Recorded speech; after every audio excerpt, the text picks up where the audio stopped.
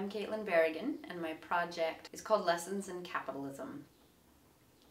The idea behind the project is to have a kind of mobile booth or occupy a heavily trafficked public space and have a place where people can get free financial advice, or where people will be offered free financial advice to the public.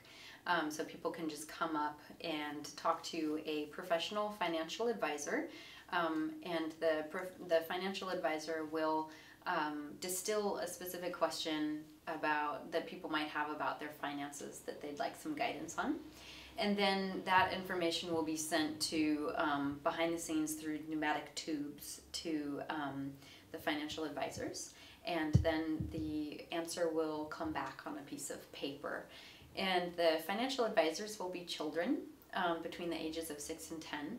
And they will be allowed to completely openly interpret the questions. Some of them might be, about IRAs, paying back loans, convertible notes, investing in, diversified accounts, whatever questions people might have. And they'll be allowed to openly interpret the questions. So I was thinking mainly about how we learn capitalism as a behavior and as an idea, as a process of relationships, what our early relationships of money might be or have been. Some people are explicitly taught about finances, but then there are also more nebulous behaviors related to capitalism that we acquire just by being in the world.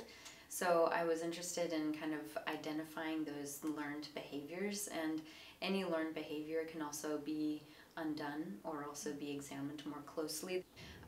This summer, my plans with the project are to take it to public fairs around Boston, and it might be possible to do it in other settings as well. One thing that is useful is that the Alfredo Jar's concept of audience is really complex, and the public is not taken for granted or simplified, and public art and public intervention is not intended to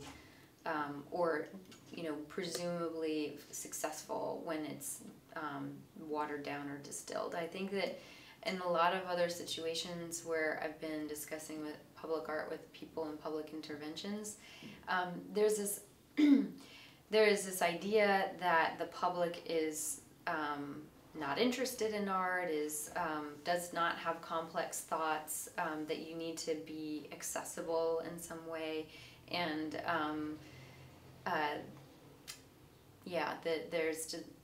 there are these assumptions that people are hostile, so there are all the kinds of assumptions that are made about the public, and I think that the focus instead on the operative poetics in the work, where it's done, how it relates to the site, and most importantly, just being very